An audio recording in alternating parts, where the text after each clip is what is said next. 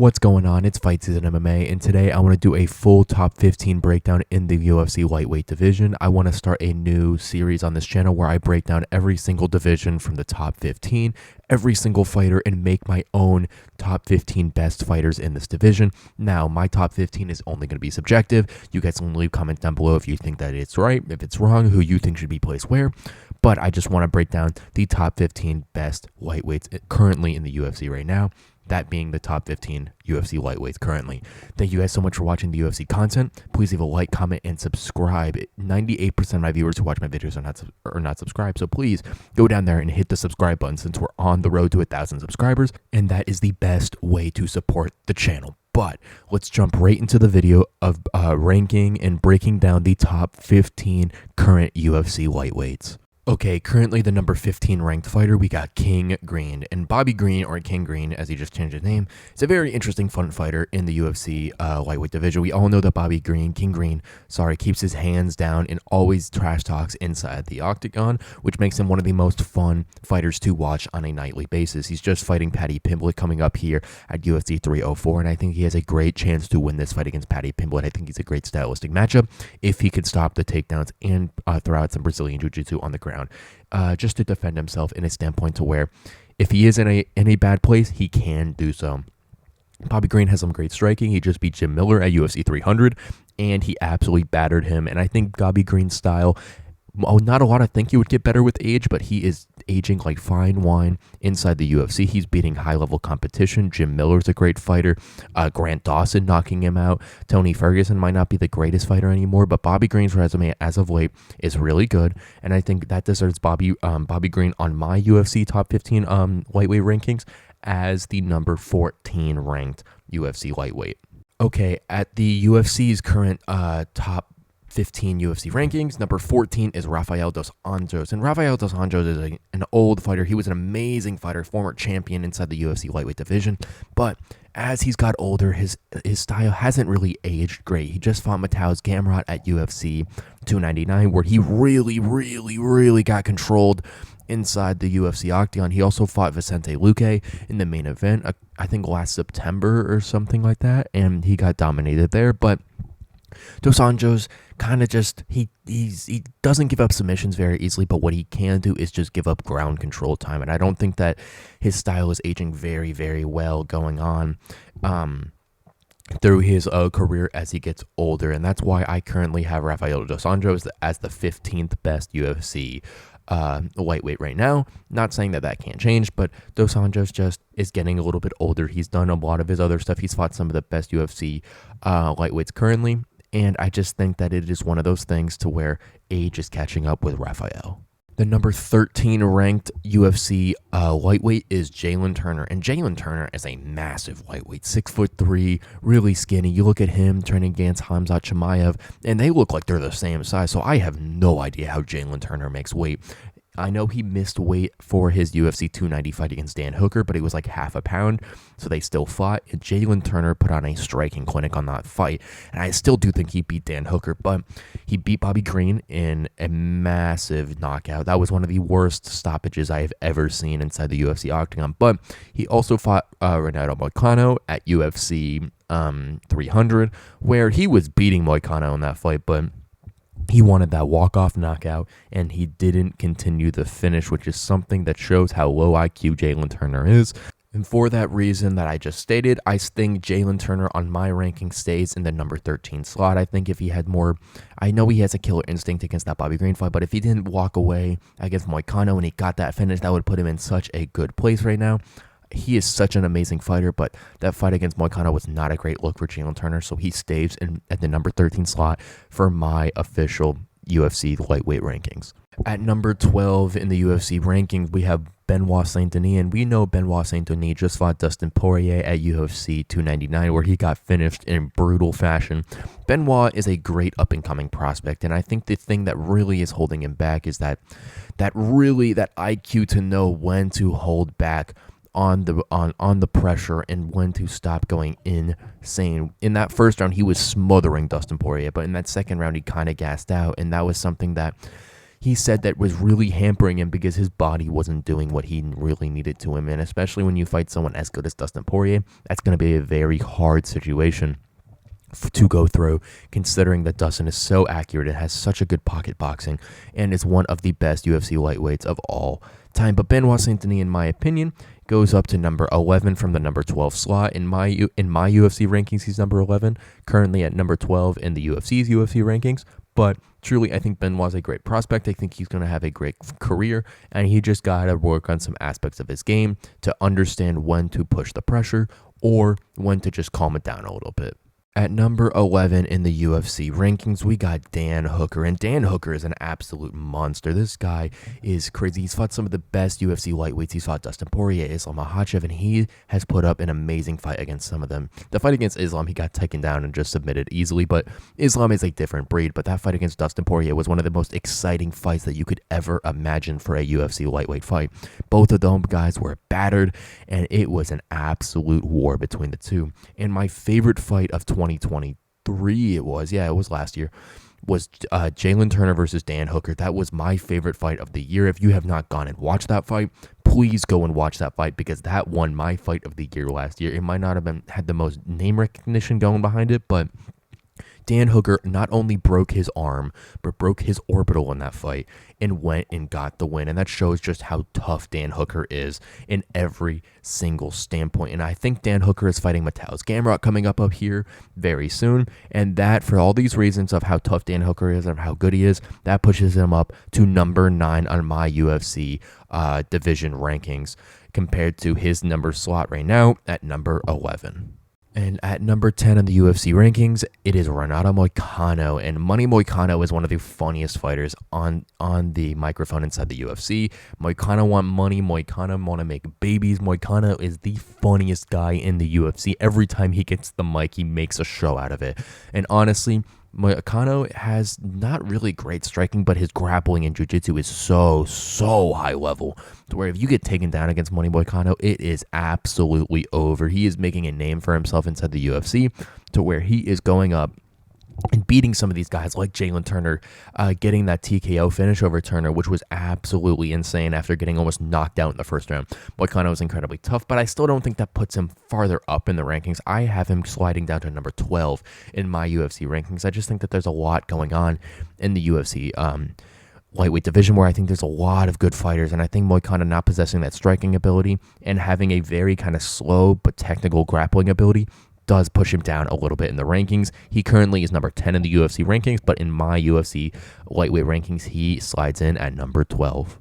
At the number 9 slot in the UFC lightweight division, we have the UFC featherweight, who kind of just went in there and buzzsaw through one of the top contenders, that being Max Holloway. And Max Holloway is such an amazing fighter, and yes, we'll get into him when we rank the featherweights too, but beating Justin Gaethje in that fashion is something that not a lot of fighters can do. We know that Justin Gaethje fought Rafael Fiziev a little bit ago at UFC 286 as the co-main event, and that was an amazing fight last year. But Rafael Fiziev did a good job against Gaethje, but he didn't beat him in dominant fashion like Max Holloway did over 5 rounds. And I think that puts Max Holloway in my UFC rankings for the lightweight division at number 3 over someone like Justin Gaethje, which I do think is an amazing, massive feat, beating Gaethje in that standpoint, knocking him out cold, and just having an all-around domination of the fight from first bell to last bell. Max Holloway's striking was on point. If he wanted to throw some takedowns in there, I think he could. And the biggest thing is he looked like a UFC lightweight compared to his fight against Dustin Poirier that he lost. He did not look like a lightweight. He just looked like a pretty big featherweight, but he had some big muscle on him. He looked powerful, and everything that he did inside the octagon that night was perfect. And that's why I have Max Holloway on number 3 on my UFC lightweight rankings. At number 8 in the UFC rankings, I have Rafael Fiziev, and Rafael Fiziev is such a good fighter. It is overlooked on how good of a fighter he is. Now, he lost to Justin Gaethje at UFC 286, and he fought Mateusz Gamrot in a main event in September of last year, and he tore his ACL in that fight, but that was after an absolute domination of the first round by Rafael Fiziev. He is so fast. It is absolutely insane in my book of how fast this guy is. The way he is so technical and every single punch he throws is absolutely insane. Now, the only gripe I have against him is he's a little bit smaller of a UFC lightweight, and I genuinely think he could make the featherweight division, although he would be massive in the featherweight division. But for the lightweights, he's a little bit smaller, but that speed carries over so much shown in these fighters. You look at that Justin Gaethje fight where he was messing Gaethje up in that first round because of how fast he was. And he is such a technical boxer. He's such a good Muay Thai fighter that I have pushed Fiziev up to the number 6 best UFC lightweight in my rankings. And I think Fiziev 100% earns every stripe in that category. At number 7 in the UFC lightweight rankings on the UFC, they have Beneil Dariush there. And Beneil Dariush just got finished by Arman Tsarukyan in his last fight in incredible fashion. And he got finished by Charles Oliveira in the first round in incredible fashion. And I would say that those fights are great finishes for Beneil Dariush to have, considering that Arman is now 1 and Charles is now 2. But I think getting knocked out in that incredible fashion shows that Beneil has kind of lost a step in some of these fights. He beat Mateusz Gamrot at UFC 280, I believe it was, but other than that, I think Beneil Dariush has lost a step in the UFC after these 2 knockouts, and I have pushed him down to number 10 in the UFC lightweight rankings. But Beneil is still a good fighter. He's such a good guy. He's such a smart fighter, but I don't think his body is allowing him to do exactly what he is or what he wants to do. I think that this layoff for Beneil Dariush after his fight with Arman Tsarukyan as the headliner of UFC Austin last year, I think is a great thing for him to do. Take some time off, possibly come back at the end of this year, or if not, come back at the start of next year and try to get that title run under him and prove me wrong that he is higher than the number 10 UFC lightweight currently. At number 6 in the UFC lightweight rankings, we got Michael Chandler. And Iron Michael Chandler is an absolute monster. He has some of the lowest fight IQ in the UFC, and it is so fun to watch because he is one of the greatest wrestlers in the UFC. But what does he do? He goes in there and he throws his strikes like he's a whirlpool or a whirlwind. And that makes for some of the most fun fights you can imagine. His fights with Dustin Poirier and Justin Gaethje were easily some of the most fun fights the UFC has ever seen. That Gaethje fight won Fight of the Year. That Dustin Poirier fight was possibly Fight of the Year. But he is an absolute monster and massive human being, and he was beating Poirier in that fight 100%. He 10-8'd him in the second round, and in that first round, it was a very, very close first round. I think I gave it to Poirier, but in that second round, he 100% 10-8'd him. But I have Michael Chandler as the number 7 best UFC lightweight. I think that his layoff is going to not do great for him. I still think he's a very good fighter, but I do think that IQ is dragging him down a little bit. I think if he used that wrestling ability, it might not be as fun for the fans, but it would definitely make him a better fighter, considering that he is 100% one of the best wrestlers in the UFC lightweight division, and I think he's not using his skills to his best advantages, but he does have that skill, and he's a better striker than a lot of people think, and he does possess a lot of power for the UFC lightweight division. So on my list, I have Michael Chandler at number 7. At number 5 in the UFC lightweight rankings, it is Mateusz the Gamer Gamrot. And Mateusz Gamrot is someone who really is not an impressive fighter to me. He, in my opinion, lost a fight against Jalen Turner at UFC 285, which was a very, very close fight, and he ultimately got the decision, but I ultimately thought that he did lose that fight against Jalen Turner. He got bodied by Beneil Dariush in that fight, and he was getting beaten by Rafael Fiziev in the main event in September, but I do think that win over Rafael dos Anjos for Mateusz Gamrot was a good win, and I think he's fighting Dan Hooker coming up here at UFC 305 in Perth, and I think that would be an amazing win for Mateusz Gamrot to really give him a title, put him in the title conversation, because no one thinks of Mateusz Gamrot in that title conversation, and that is why I have him at number 8. He might be the number 5 ranked fighter, but I think that's just because of how active he is rather than the competition he's beat, because all of his wins haven't been by dominant fashion. If they have, it was against Rafael dos Anjos, who isn't the fighter that he was still, but Mateusz Gamrot is going to be able to get some wins. He needs to improve his striking ability if he wants to go far in the UFC lightweight division, but his grappling is incredibly good, and I think that is why I have him at number 8. Number 4 on the UFC's list, I have Dustin Poirier. And Dustin Poirier is one of the most beloved fighters in the UFC. He just fought Islam Makhachev, the champion, at UFC 302, and that was an incredibly close fight until the end rounds. Although I did think that Islam was winning all the rounds, I think that each round, though, individually was close. Dustin Poirier is such a good pocket boxer, although Islam is so good in every category that he was getting outboxed in that fight. But you look at some of Dustin Poirier's other fights, that Benoit Saint Denis fight, we all thought Dustin Poirier lost his juice, and he went in there and absolutely dismantled Benoit Saint Denis in incredible fashion. So, truly, Dustin Poirier is one of the OGs of the UFC lightweight division, and I still have him as the number 5 ranked UFC lightweight. I think Dustin Poirier is incredibly intelligent. He's got great grappling ability, and I truly think that Dustin Poirier is one of the best UFC lightweights currently. The ability to compete at that level with Islam Makhachev, who is so well-rounded and is so good, is something to truly hold. It's a testament to how good Dustin Poirier has aged with time, and I think that some of these fights with Justin Gaethje and Max Holloway and Charles Oliveira are putting stress on that career because those have been such violent fights in the UFC lightweight division. But ultimately, I have Dustin Poirier sliding down one spot, and that's not because of Dustin Poirier being bad. It's rather Max Holloway jumping up to number 3.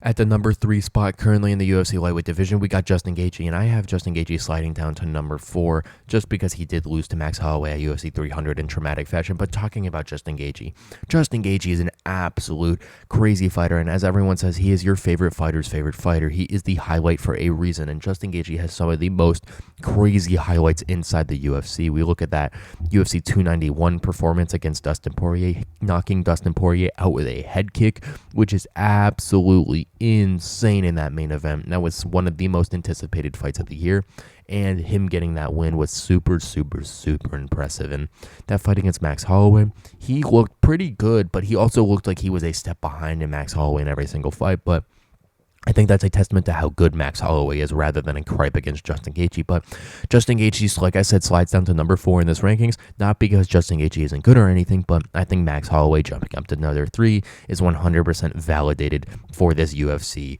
lightweight rankings. But I love watching Justin Gaethje fight. He's one of my favorite fighters inside the UFC, and truly, the UFC is a better place when Justin Gaethje is fighting and is around the sport. At number 2 in the UFC lightweight rankings, we have Charles "Do Bronx" Oliveira, and in my rankings, I do have Charles Oliveira staying at the number 2 slot. I think Charles Oliveira losing that very close decision to Arman Tsarukyan at UFC 300 was the right decision, even though it was an incredibly close decision. I think that fight that Charles Oliveira was doing incredibly good with those submission attempts, throwing up the guillotine and throwing up the darce in the final round. And Charles Oliveira is such a deadly submission artist that it is an absolute just disaster if you go in there and fight him and don't have the wrestling ability of someone like Arman Tsarukyan or Islam Makhachev, because you will just automatically get submitted because of how good Charles Oliveira is on the ground. But the one thing that is overlooked in Charles Oliveira's game is that striking ability. Justin Gaethje said the hardest he has ever been hit in the UFC was that right down the pipe by Charles Oliveira in their main event at UFC 274, where then Charles Oliveira went and took the back and submitted Justin Gaethje pretty easily in that fight. But Charles Oliveira's championship run was one of the most fun times in the UFC, and I love watching Charles Oliveira fight. That spirit that he has, that shootbox family, is something amazing to watch, and Charles Oliveira's all-around ability inside the UFC octagon is something absolutely insane, and I love watching Charles Oliveira fight, and 100% he is validated at the number 2 slot in both the UFC rankings and my new UFC lightweight rankings. The number 1 ranked fighter in the UFC lightweight division is Arman Tsarukyan, and 100% Arman Tsarukyan deserves this spot. He just absolutely KO'd Beneil Dariush at UFC Austin this year, and if you didn't think that that was impressive, he went in there and beat Charles "Do Bronx" Oliveira at UFC 300 in a very close fight, but no one really has been able to stand ground with Charles Oliveira other than Islam Makhachev, who did it in dominant fashion. But Arman Tsarukyan is a great wrestler. He's a little bit shorter for the division, but he has great wrestling ability, and he's incredibly short and stocky and strong for the UFC lightweight division, and he's going to give a lot of these guys problems. I think that number 1 ranking is 100% justified because I think he beats every single other UFC lightweight currently except Islam Makhachev, and Islam Makhachev is a different breed. We'll get into him in a second, but Arman Tsarukyan has the striking ability. He's got the grappling ability. He's not like Charles Oliveira, who throws up submissions crazily, but he's got that ground and pound. He's got that top control. He's really heavy on top, and I think that's going to really aid him in a lot of these fights against different opponents. And he is an absolute dog going inside the UFC octagon. His next fight will hopefully be against Islam Makhachev, which is going to be an absolute war, hopefully at UFC 308 in Abu Dhabi. But Arman Tsarukyan stays at number 1 in my UFC lightweight rankings, and I do think that he is one of the best current UFC lightweights in the division currently. And the number 1 ranked lightweight, or the champion, however you want to call it, is Islam Makhachev, and 100% he does not move in my division. He is my number 1 pound-for-pound fighter in the UFC currently, and Islam Makhachev is an absolute different breed of a fighter. Islam's got the striking, he's got the grappling, he's got every little thing that you could want with a high IQ, which makes him so special inside that UFC lightweight division. And I don't think that there's any UFC lightweight that really comes close to Islam Makhachev because of how good he is in every single category. I ranked him at number 4 best strikers in the UFC, but then I also ranked him as the number 1 best wrestler, grappler in the UFC currently because of how well-rounded he is and how he possesses every single thing on the ground in the UFC. And I think that him being the best UFC lightweight is just a testament to how good Islam Makhachev is. The UFC lightweight division is filled with different absolute menaces in that division, filled throughout, and Islam Makhachev has gone through the division and beat some of the greatest UFC lightweights currently, and he beat Alexander Volkanovski, the greatest UFC featherweight in my opinion, twice, which is an absolutely crazy accomplishment. Islam Makhachev is 100% deserving to be the champion, of course, and he is 100% the number 1 or the champion on my list in the UFC lightweight division currently. Thank you guys so much for watching this episode of Fight Season MMA, and real quick before I end the episode, I just want to do a recap of my list of my UFC lightweight division rankings. At number 15, I have Rafael dos Anjos. At number 14, I have King Green. At number 13, I have Jalen Turner. At number 12, I have Renato Moicano. At 11, I have Benoit Saint-Denis. At number 10, I have Beneil Dariush. At number 9, I have Dan Hooker. At number 8, I have Mateusz Gamrot. At number 7, I have Michael Chandler. At number 6, I have Rafael Fiziev. At number 5, I have Dustin Poirier. At number 4, I have Justin Gaethje. At number 3, I have Max Holloway. And number 2, I have Charles Oliveira. Number 1, I have Arman Tsarukyan. And the champion is Islam Makhachev, who I do think is the best UFC lightweight currently. But if you guys agree with that list, please go leave a comment down below. Or if you disagree with that list, please go leave a comment down below, because I love to hear you guys' feedback on my takes and different opinions I have inside the UFC. Thank you guys so much for watching this episode of Fight Season MMA.